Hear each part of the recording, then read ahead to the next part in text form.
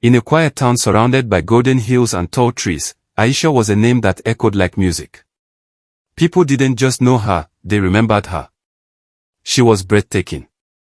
Her beauty made people stop mid-sentence. Her eyes were dark, deep, and dangerous.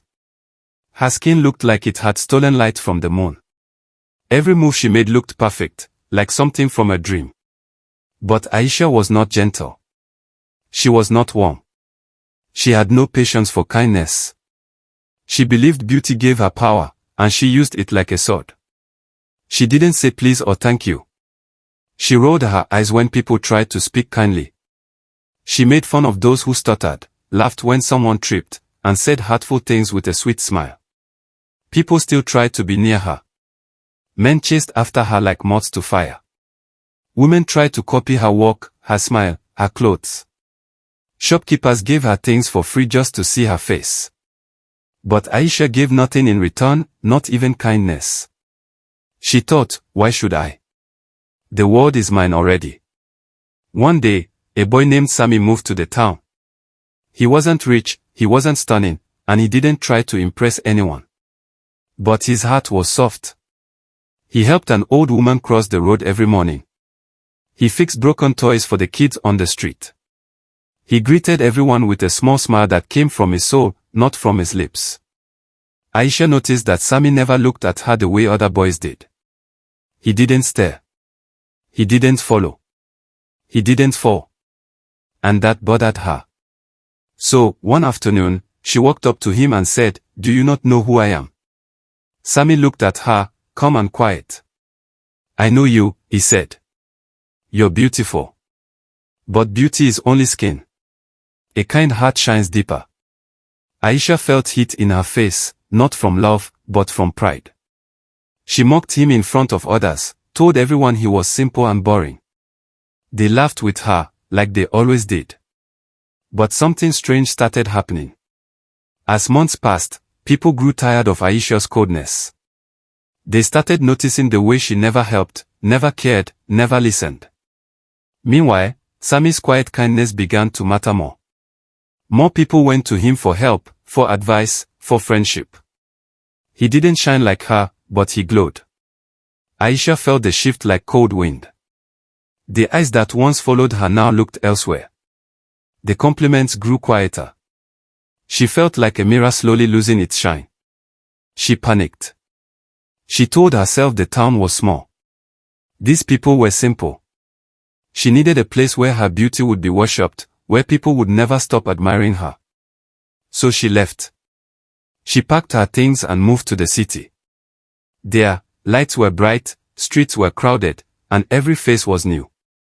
She was sure she would rise again. And she did, at first. Men stared. Women whispered. People offered her drinks, rides, dinners. She was noticed again. Wanted again.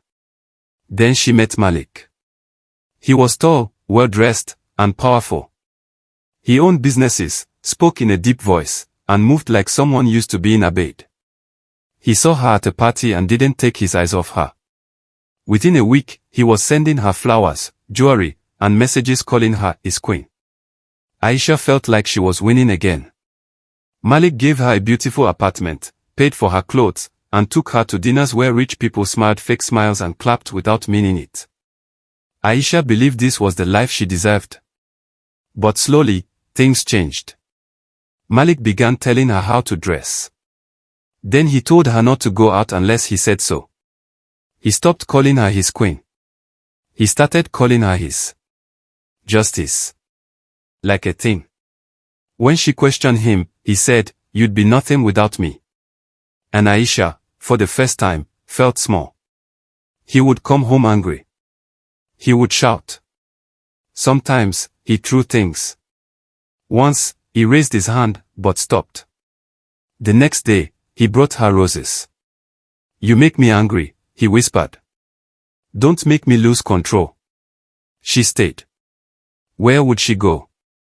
She had burned her bridges. Her hometown didn't want her back.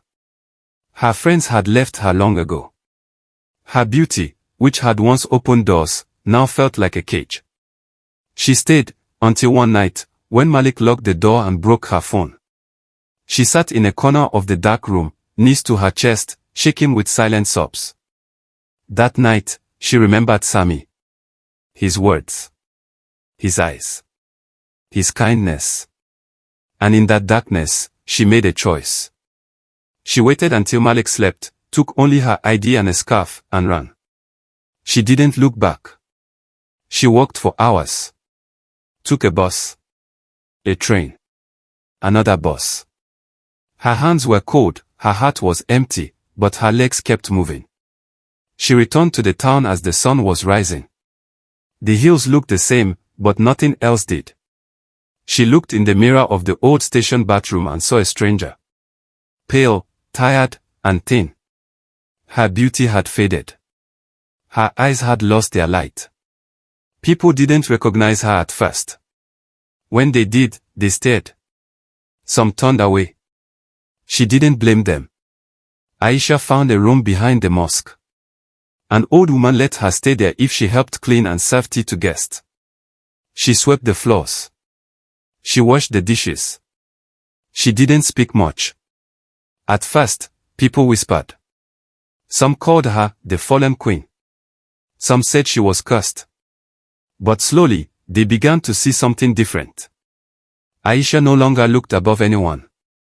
She bent down to tie children's shoes. She stayed quiet and listened. She cried when she saw someone hurting. She gave even when she had little. Time passed. And then, one day, she saw Sammy. He was holding his daughter's hand. His wife walked beside him. He looked older, but peaceful. Their eyes met. He didn't smile, but he nodded once. A small, soft nod. No hate. No anger. Just understanding. Aisha stood still as they passed. That night, she sat on the roof and looked up at the stars. For the first time in years, she felt something deep in her chest. Not pride. Not pain. Hope. She was no longer the girl everyone adored. But maybe, just maybe, she was finally becoming someone worth knowing.